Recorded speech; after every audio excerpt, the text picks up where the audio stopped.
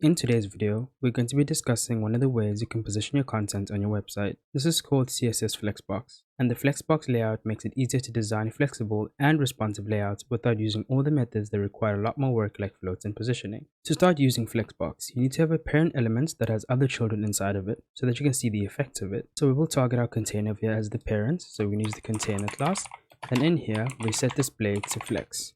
What you'll notice is that the boxes now lie next to each other instead of being stacked. What this flex value has done, it has created invisible axes. In fact, I can show them to you with the class I already have by commenting out this display property right here.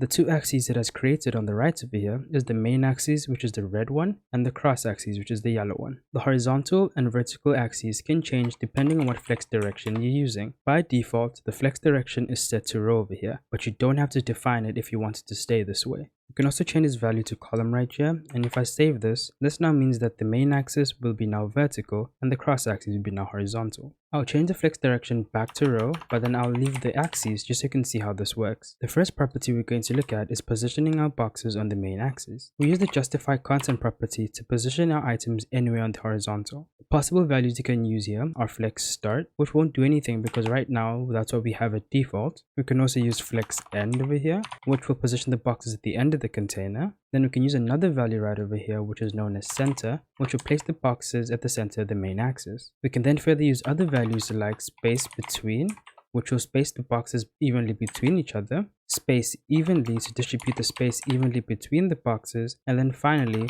space around, which will create space in between the boxes and around at the edges. The second property that we can use is known as the align items, which will affect the boxes on our cross axes. We can use the align items property and then use about the same values as flex start and flex end. Flex start will just keep it at the beginning, and flex end will take it to the end over here. And finally center to place these boxes at the center of the cross axes. This property does not have the other values mentioned in the justify content property. If I take away our axes over here and then change the flex direction to column, you can easily see how these properties will be reversed, whereas now the space around is in the vertical and the align item center is in the horizontal. Now let's say we wanted more boxes over here, so we can just simply take all of this out because we don't need it anymore.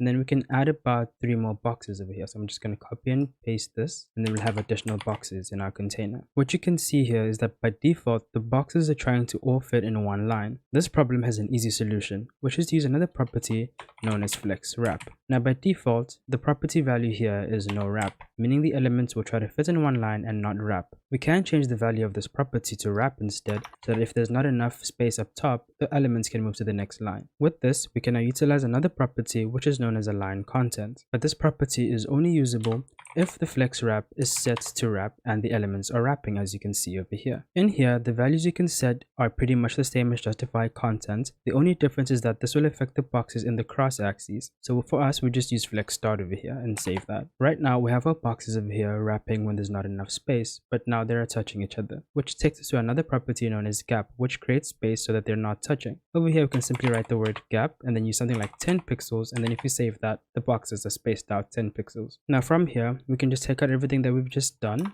and then go back to the 4 boxes we had initially instead.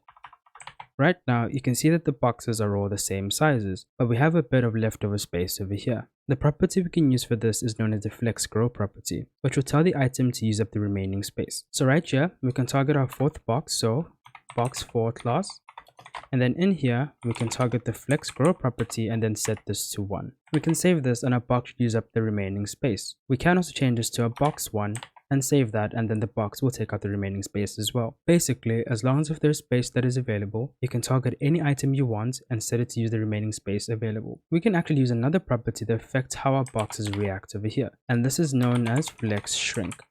This property also takes a unitless value and determines how fast an item should shrink compared to the other items in the container. For example, if we set the flex shrink to something like 3 and save that and then resize our browser over here very slowly, what you notice is that our box 1 shrinks much faster than any of the boxes over here. If you did not want an item to shrink at all though, no matter how small the container gets, you can set this value to 0. The last property we'll discuss today is the order property, which simply changes the order that the boxes should be in. The default value set here for all our boxes is 0. which means they follow the order that we have in our HTML over here. So box 1, box 2, box 3, and box 4. So if we wanted to make our first box over here go to the end, all we'd have to do is set this to 1. Now this means that since all our boxes over here have a default value of 0, and this is 1, that means that will go to the end. So if I save this, box 1 should be at the end. I would not recommend using this property though unless you absolutely have to, because the first issue that we run into is that this does not reflect in your HTML. While our box 1 is at the end in our CSS, in our HTML our box 1 is still first. And second, this messes with your document flow and accessibility of your HTML. That's about it when it comes to CSS Flexbox and getting you started. I hope you guys were able to take something from this video today, and if you have any questions, please leave them down below and I'll answer them as best as I can. With that, I'll see you guys in the next one.